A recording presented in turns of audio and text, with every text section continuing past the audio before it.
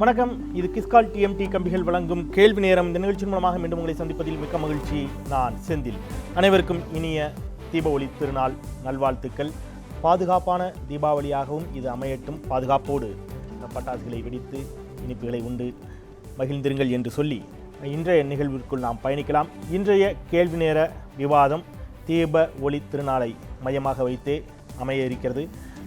இருள் அகன்று ஒளி பிறக்கட்டும் உங்கள் வாழ்வில். அறியாமை, கல்லாமை, வறுமை போன்ற ஏராளமான இருள்கள் ஒவ்வொருவரின் வாழ்விலும் இருந்து கொண்டுதான் இருக்கின்றன. இன்னமும் இந்த சமூகத்தில் அவை இருந்து கொண்டுதான் இருக்கின்றன. இதுபோன்ற இருள்கள் அகல வேண்டும், ஒளி பிறக்க வேண்டும் என்பதே நம் அனைவரின் விருப்பமாக இருக்கிறது. அந்த வகையில் இன்னும் என்னென்ன இருள்கள் இந்த சமூகத்திலிருந்து நீக்கப்பட வேண்டும், அகல வேண்டும், என்ன மாதிரியான ஒளிபடைத்த ஒரு சமூகமாக இந்த சமூகம் திகழ வேண்டும் என்பதே இன்றைய கேள்வி நேர விவாதத்தின் பொருளாக இருக்கிறது. அதையே நீங்கள் திரையிலும் பார்த்து கொண்டிருக்கின்றீர்கள். அந்த வகையிலே இது குறித்து பேசுவதற்கு நம்மிடையே 4 ஆளுமைகள், 4 பெண்கள் நம்மிடையே இணைகிறார்கள். அறிமுகப்படுத்துகின்றேன், அவர்களோடு பயணிக்கலாம். இது சிறப்பு தீபா ஒளி திருநாள் கேள்வி நேரம்.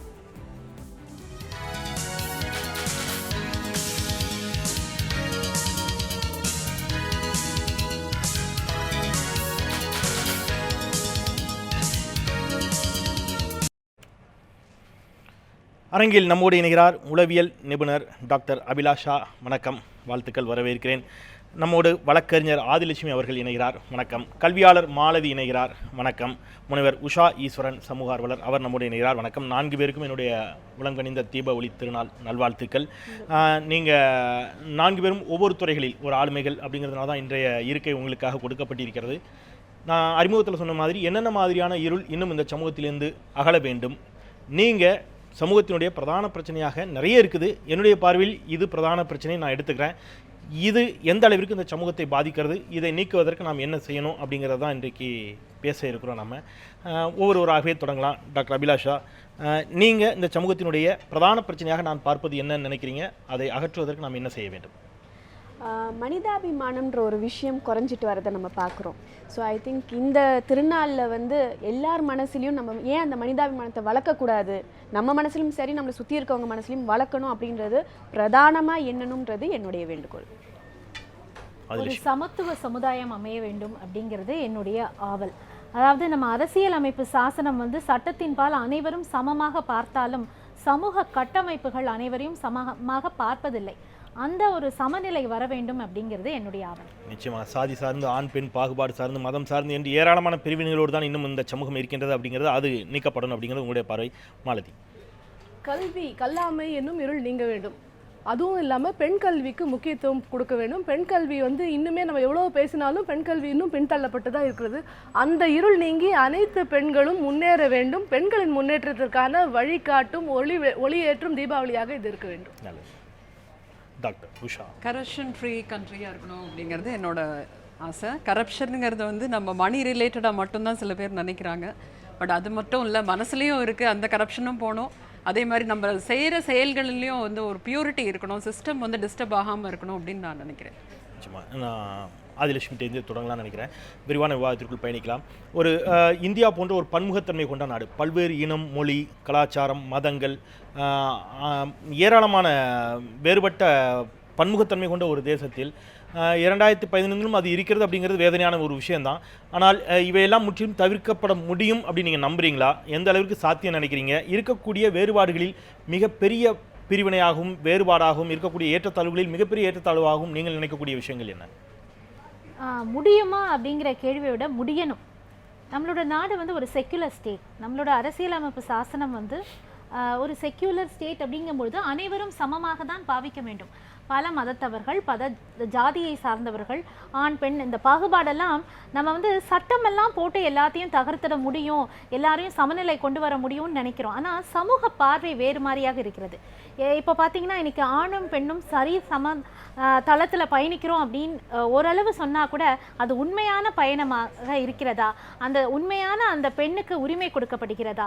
அதே மாதிரி பார்த்திங்கன்னா இந்த ஜாதிய பாகுபாடோ இல்லை மத ரீதியான பாகுபாடுகளோ நிறைய அளவில் இருக்குது. நீங்கள் ஒரு வழக்கறிஞராக பார்க்கும் பொழுது ஒரு பெண் தன் விருப்பப்பட்ட ஒரு நபரை காதலிக்கிறார், வேறு சமூகத்தை சார்ந்தவராக இருந்தால் அது இன்னைக்கு சமுதாயத்தில் ஒரு பெரிய ஒரு போராக வெடிக்கக்கூடிய ஒரு நிலை. இன்னைக்கு இந்த செக்குலர் ஸ்டேட்னு சொல்லி பலருக்கு நாங்கள் குரல் கொடுத்து கொண்டிருந்தாலும் அடிப்படையிலேயே பிரச்சனை இருக்கோ அப்படின்னு ஐயப்பாடு எழுகிறது. நாம் கண்டிப்பாக இன்னைக்கு ஒரு நல்ல ஒரு நாளை கொண்டாடி கொண்டு இருக்கிறோம். அடிப்படையில் கெடுதலெல்லாம் கலைந்து நல்லவைகளே கொண்டு வரணுங்கிறதா ஒரு விசேஷத்தின் அடிப்படை. இன்னைய நம்மளோட தீபாவளியும் அதற்கு அடிப்படையாது. இந்த மாதிரி பிரச்சனைகள் சமூகத்தில் வேரூடி கொண்டு இருக்கிறது அப்படின்னா, இப்போ இந்தியா வந்து குளோபல் அளவில் உலக அளவில் இந்தியாவை பார்க்கும் பொழுது ஒரு வளர்ந்த தேசம்னே சொல்லணும். எந்த ஒரு நாடு வந்து வளர்ந்த தேசம்னு சொல்லணும்னா பெண்களுக்கு வந்து முக்கியத்துவம் கொடுக்குற நாடு, அனைவரையும் சமமாக பார்க்கக்கூடிய நாடு. இன்னைக்கு பல சட்டங்கள் இருக்கு. இன்னைக்கு வந்து ஒரு சமூகத்தை சொல்ல ஒரு சில சமூகத்திற்கு வந்து அவங்களுக்கு ஏற்படக்கூடிய தீமைகளை வந்து களைய முடியவில்லை. இப்போ வந்து பெண்களுக்கு பிரச்சனைனாலும் ஒரு சில பெண்கள், குறிப்பாக சொல்லணும் அப்படின்னா ஒரு தலித் பெண்களோ இல்லை ட்ரைபல் விமென்களோ அவங்களுக்கு ஒரு பிரச்சனை ஏற்படுகிறது என்றால் ஒரு எங்களை போல இருக்க பிரச்சனைகளை தாண்டி அவங்க பிரச்சனை ரொம்ப பெருசாக பார்க்கப்படுகிறது. இன்னைக்கு பல சட்ட திருத்தங்கள் வந்து விட்டது. பெண்களுக்கான சிறப்பு சட்டங்கள் இருக்கிறது. இருந்தாலும் அவங்க வந்து ஒளியேற்றக்கூடிய ஒரு வாழ்க்கையை வாழ்கிறேனா அப்படிங்கும்போது அவங்களுக்கு அந்த ஐயப்பாடு இன்னும் தான் இருக்க செய்கிறது. கண்டிப்பாக இதை என்னை போன்ற என்னுடைய தோழிகள் அனைவரும் இன்னைக்கு வந்திருக்கோம் இந்த நல்ல நாள்ல. கண்டிப்பாக எதிர்காலத்தில் என்னை போன்ற பலரும் சேர்ந்து இந்த ஒளியை அவர்களுக்கு கொடுக்க வேண்டும்னு பாடுபடுவோம். நிச்சயமாக இதுல நான்குமே நீங்க சுட்டிக்காட்டிய நான்குமே ஒன்றோடு ஒன்று தொடர்புடையதான் நினைக்கிறேன். மனிதநேயம் இல்லாதனால தான் இன்றைக்கும் இந்த சாதிய பிரச்சனைகள் அது இருக்குது. அடிப்படையில் கல்வி அறிவு, ஒரு கல்விங்கிறது வெறும் ஏட்டுக்கல்வியாக மட்டும் இல்லாமல் ஒரு சமூகம் சார்ந்த ஒரு கல்வியாக இருந்துருந்துச்சுன்னு சொன்னால் இந்த பிரச்சனைகளுக்கெல்லாம் இடமே இருக்காது. இப்போ கல்வியில் ஊழல் இல்லைன்னு சொன்னால் ஒரு தரமான கல்வியை கொடுக்க முடியும். எல்லாமே ஒன்றோடு ஒன்று தொடர்புடையாக தான் இருக்கிறது. அந்த வகையில் கல்வி அவங்க சொன்ன பிரச்சனைகளுக்கான எந்த அளவிற்கு இன்றியமையாத ஒரு பங்கை வகிக்கிறது. கல்வி அறிவின்மையால் ஏற்படக்கூடிய தாக்கங்கள், அவங்க சொன்ன சாதிய ரீதியிலான ஏற்றத்தாழ்வுகள், ஆண் பெண் ஏற்றத்தாழ்வுகள், ஊழல், இவற்றிற்கெல்லாம் கல்வி எந்த அளவிற்கு பிரதானமாக இருக்கிறது, அதை தவிர்ப்பதற்கான காரணியாக இருக்கிறது. விடை நீங்களே சொல்லிட்டீங்க. ஏன்னா கல்வி தான் எல்லாத்துக்குமே பிரதானம். நம்மக்கிட்ட இப்போ வந்து ரைட் டு எஜுகேஷன் இருக்குது, ஆனால் ரைட் எஜுகேஷன் இல்லை. ரைட் டு எஜுகேஷன் மட்டும்தான் இருக்குது. ரைட் எஜுகேஷன் கொடுக்குறோமான்னு பார்த்தா ரைட் எஜுகேஷன் கொடுக்கல. நம்ம இன்றைக்கும் வந்து ஒரு பாட புத்தகத்தை படிச்சுக்கிட்டு ஒரு தொழிலுக்கான ஒரு கல்வியை தான் கொடுக்குறோமே தவிர வாழ்க்கைக்கான கல்வியோ இல்லை ஒரு சமுதாயத்துக்கான கல்வியோ நம்ம கொடுக்க தவறிட்டோம். நம்ம அதை பற்றி பேசிக்கிட்டே தான் இருக்குமே தவிர ஆனால் அதற்கான முயற்சி எதுவுமே எடுக்கலை. ஏன்னா கல்வி என்பது ஒவ்வொரு வளர்ந்த நாட்டையும் நம்ம பார்க்கும்பொழுது கல்வி மட்டும்தான் ஒரு நாட்டை வந்து மேம்படுத்தி இருக்கு. ஸோ அப்போ அனைவருக்கும் கல்வின்னு வரும்பொழுது அது எந்த விதமான கல்வி அப்படின்றத நம்ம பார்க்கணும். எல்லாருக்கும் வந்து பணம் இருப்பவர்களுக்கு ஒரு கல்வி, பணம் இல்லாதவர்களுக்கு ஒரு கல்வினால ஒரு சமத்துவமான ஒரு கல்வி வேணும். அந்த கல்வி வந்து அவர்களை சார்ந்திருக்கும் ஒரு கம்யூனிட்டி பேஸ்டு எஜுகேஷனாக இருந்தால் இன்னும் நல்லா இருக்கும். ஒரு பொதுப்படையான கல்வி அவசியம், ஆனால் அதையும் தாண்டி ஒரு கம்யூனிட்டி பேஸ்டு எஜுகேஷன், அதாவது அவர்கள் சார்ந்திருக்கும் தொழிலோ இல்லை அவர்கள் சார்ந்திருக்கும் இடமோ சேர்ந்த கல்வியாக இருந்தால். ஏன்னா ஒரு வயற்காட்டில் இருக்கவங்களுக்கு பாபா பிளாக் ஷிப் சொல்லி கொடுத்து கண்டிப்பாக பிரயோஜனம் கிடையாது. அவர்களுக்கு அவங்க சுத்து வட்டாரமே வந்து வேற விதமாக இருக்கும்பொழுது நம்ம கிளாஸ் ரூம் வகுப்பறைக்கும் வாழ்க்கைக்கும் சம்மந்தமே இல்லாத ஒரு கல்வியை தான் நம்ம சொல்லி கொடுத்து இருக்கோம். அப்படி இல்லாமல் வாழ்க்கை சார்ந்தது ஒரு கல்வியை வந்து ஒரு கல்வி திட்டமா நம்ம மாற்றணும். அது டீசென்ட்ரலைஸ் பண்ணிட்டு அங்க இருக்கவங்களுக்கு மானிட்டரிங் கொடுக்கணும். ஏன்னா அது கொடுத்தோம்னா தான் அந்த கல்வி அறிவு வரும்பொழுது தான் ஒரு சுத்தத்தை பற்றியோ ஒரு சுகாதாரத்தை பற்றியோ இல்லது ஒரு இந்த கரப்ஷனை பற்றியோ இல்லை வன்முறைகள் பற்றியோ இல்லை எதை பற்றியும் நம்ம பேச முடியும். எமோஷனல் இன்டெலிஜென்ஸ், எமோஷனல் கோஷன்ஸ் பற்றி பேசினா கூட கல்வி அறிவு இருந்தால் மட்டும்தான் என்னால் ஏற்றுக்க முடியும். ஸோ கல்வின்றது ரொம்ப ரொம்ப முக்கியம். அடிப்படை கல்வி நான் சொன்ன மாதிரி வந்து ஒரு பேசிக் education it is very very important. அது கொடுக்க தவறினதால் தான் இன்னைக்கு பல பிரச்சனைகள் நம்ம நாட்டில் இருக்கிறதுக்கு காரணமே இந்த கல்வி, சரியான கல்வி இல்லாததால் தான். நீங்க கம்யூனிட்டி பேஸ்டு எஜுகேஷன் சொல்றது ஒருவேளை நீங்க கம்யூனிட்டின்னு சொன்னாலே சாதின்னு புரிந்து கொள்ளக்கூடிய, அதை அப்படி புரிஞ்சு கொள்ளக்கூடாது. நீங்க சமூகம் சார்ந்த கல்வின்னு சொல்றீங்கிறதே நான் புரிஞ்சுக்கிறேன், அதை அழுத்தமாக பதிவு செய்கிறேன். ஏன்னா அது மீண்டும் இந்த குலக்கல்வி கண்டிப்பாக குலக்கல்வி முறை கிடையாது, அந்த மாதிரி மீனாயிடக்கூடாது. சமூகம் சார்ந்த கல்வி தான், ஒரு சமூகம் சார்ந்த கல்வியாக அது இருக்கணும் அப்படிங்கிற அடிப்படையில் நான் எடுத்துக்கிறேன். சமூகம் சார்ந்தது இல்லை, சமுதாயம் சார்ந்த கல்வி. ஓகே, அந்த வகையில் ரெண்டுமே ஓகே. சாதியம் சார்ந்ததாக இல்லாத வகையில் அது வந்து வரவேற்புக்குரியதுதான். ஊழல் இன்றைக்கு மிக பிரதான பிரச்சனையாக இருக்கின்ற நிலையில் கல்வி மிக அடிப்படை காரணியாக தீர்வாக அமைகிறதுன்னு சொன்னால், இந்த கல்வி நிலையங்களிலும் கல்வியை, தரமான கல்வியை, ஏற்றத்தாழ்வற்ற ஒரு பண்பட்ட சமூகத்தை உருவாக்குவதற்கான ஒரு கல்வியை கொடுப்பதில் லஞ்சமும் ஊழலும் எங்கெல்லாம் தடையாக நிற்கின்றன? Right from recruitment. ஏன்னா ஒரு குழந்தைக்கு வந்து கல்வி கொடுக்குறோம் அப்படின்னா சொல்கிறவங்க என்ன சொன்னாலும், டீச்சர் என்ன சொன்னாலும் அதை அப்படியே எடுத்துக்கிறது குழந்தைங்க. நம்ம அப்பா அம்மா என்ன சொன்னாங்களோ எங்கள் டீச்சர் சொல்லியிருக்காங்க அதுபடி தான் நான் செய்வேன் அப்படின்னு சொல்லிட்டு ஒரு வேத வாக்காக எடுத்துக்கிறாங்க குழந்தைங்க. ஸோ அதை சொல்லி கொடுக்குற டீச்சர்ஸ் அதுக்கான குவாலிட்டி இருந்தால் தான் அவங்க சொல்கிறது வந்து அவங்களுக்கு போய் ரீச் ஆகும். வளர்கிற குழந்தைங்களும் குவாலிட்டியாக வருவாங்க வெளியில். ஏன்னா நாளைய இந்திய இளைஞர்கள் கைகள்னு சொல்கிறோம், அவங்க வரும்போது அந்த கைகளில் நல்ல இந்தியா வந்து நல்ல கைகளில் போகணும். அப்போ தான் வந்து திருப்பியும் நமக்கு ஒரு நல்ல வல்லரசு நாடாக வர முடியும். ஸோ இதில் ரெக்ரூட்மெண்ட்லேயே வந்து இவங்க எலிஜிபிலிட்டி மட்டும், அதாவது இப்போது குவாலிட்டி பார்க்குறாங்க, எலிஜிபிலிட்டி ஒரு டிகிரி இருக்கணும் அப்படின்னா அது ஓகே.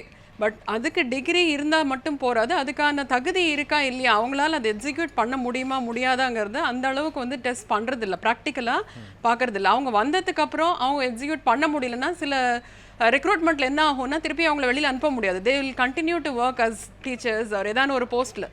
ஸோ அதில் எகெயின் பிரைபிங் வரும். அதில் யாரும் தெரிஞ்சவங்களுக்கு கொடுக்கறது, அவங்களுக்கு தகுதி இல்லைன்னா கூட அவங்களுக்கு ஒரு சான்ஸ் கொடுக்கறது. ஸோ இந்த சில விஷயங்களில் வந்து அந்த மாதிரியான கரப்ஷன் என்ன ஆகுதுன்னா இட் லீட்ஸ் டு டோட்டல் டெவலப்மெண்ட்டே வந்து கண்ட்ரியோட டெவலப்மெண்ட்டே பாதிக்குது. ஏன்னா அந்த எஜுகேஷன் நிறைய இருக்கிற கண்ட்ரீஸ்லாம் பார்த்தீங்கன்னா கரப்ஷன் ரொம்ப கம்மியாக இருக்கும். ஸோ எஜுகேஷன் நிறையா இருக்கும்போது அவங்க வந்து திங்க் பண்ண ஆரம்பிப்பாங்க, இது கரெக்டு, அது சரியா, இது தப்பா அப்படின்னு சொல்லி. கோழிலேருந்து முட்டை வந்துச்சா முட்டையிலேருந்து கோழி இருந்தாங்கிற மாதிரி சரியான கல்வி இல்லாதனால கரப்ஷன் இருக்குதா நம்ம தேசத்தில்? இல்லை கரப்ஷன் இருக்கிறதுனால தான் சரியான கல்வியை கொடுக்க முடியல, தரமான கல்வி இல்லைன்னு? இல்லை, நல்ல எஜுகேஷன் கொடுக்கறதுக்கான ரெக்ரூட்மெண்ட் நல்ல டீச்சர்ஸ் இருந்தாங்கன்னா கண்டிப்பாக கரப்ஷன் ஃப்ரீ இந்தியாவை வர முடியும். அதுக்கான தயார்படுத்துகிற முறையில் வந்து அடிப்படையிலேயே அங்கே வந்து ஒரு ப்ராப்ளம் இருக்கு. கல்வியில என்ன வரணும்? ஓகே, நல்ல கல்வி இருந்துச்சுன்னு சொன்னா கரப்ஷன் இருக்காது அப்படிங்கிறது சரி. நிச்சயமா மனிதாபிமானத்தை பற்றி நம்ம பேசுகிறோம், மனிதநேயம் பற்றி பேசுகிறோம். மனிதநேயமிக்கக்கூடியவர்கள் இன்னமும் இருக்கக்கூடிய சூழலில் தான் இருக்குது. ஆனால் அதை தாண்டி ப்ராக்டிக்கலாக சிந்திக்கக்கூடிய நீங்களோ நானோ கூட இன்றைக்கு இந்த பரபரப்பான ஒரு உலகமயமாக்கப்பட்ட ஒரு நிலையில் அலுவலகம், வேலை, பொருளாதாரத்தை நோக்கியே ஓடக்கூடிய நிலையில் மனிதாபிமானம் இல்லாமல் போனதற்கு மனிதர்களை நாம் எப்படி குற்றம் சாட்ட முடியுமா? அல்லது அந்த புறக்காரணிகள், நான் சொல்கிறேன், இந்த மாதிரியான ஒரு சமூகத்தை மாற்றிய காரணிகள் பிரச்சனை நினைக்கிறீங்களா? இல்லை, அப்போ நம்ம பேரை மனிதர்கள்னு மாற்றிடணும், மனிதர்கள் இல்லைன்னு சொல்லணும். எப்போ நம்ம மனிதர்கள்னு ஹோல்ட் பண்ணுறோமோ மனிதாபிமானத்தை வளர்த்து தான் ஆகணும். எவ்வளோ விஷயங்கள் நம்ம பண்ணுறோம். நீங்கள் சொல்கிற மாதிரி ஸ்ட்ரெஸ் ரொம்ப இருக்குது, சம்பாத்தியத்தை நோக்கி ஓடுறாங்க, என்ஜாய்மெண்ட், லக்ஸுரின்றது இப்போ ஜாஸ்தி ஆகிடுச்சு. அதெல்லாம் ஒரு பக்கம் இருந்தாலும் அடிப்படை மனிதாபிமானம் இல்லாத பட்சத்தில் இது எல்லாமே வேஸ்ட்டு தான். நீங்கள் வந்து இன்றைக்கி முதியோர் இல்லம் நிறையா இருக்குது. எதுக்குன்னு பார்த்தீங்கன்னா இப்போ பெற்றோரை வச்சு பார்த்துக்க முடியல, அதுக்கான அவசியம் தேவையில்லை, வேண்டான்னு நினைக்கிறாங்க. அவங்க அங்கே இருக்கட்டும், நான் காசு கட்டிடுறேன்னு நினைக்கிறாங்க. ஸோ இது தொடர்ந்துச்சுன்னா என்ன மாதிரியான ஒரு சூழல் நம்ம உருவாக்கிட்டு இருக்கோம்? அப்போ மனுஷனுக்கு மனுஷன் இருக்கிற அந்த ரிலேஷன்ஷிப்பை நம்ம ஸ்பாயில் பண்ணிட்டு இருக்கும்போது மற்ற எல்லாமே வேஸ்ட்டு தான். நீங்கள் வந்து நல்ல பொசிஷனில் இருக்கீங்கன்னா இன்னொருத்தவங்களுக்கு ஹெல்ப் பண்ணணும். அந்த ஹெல்ப் பண்ணுற ஒரு வழி உங்களுக்கு தெரியாது, இல்லை உங்களால் முடியாது.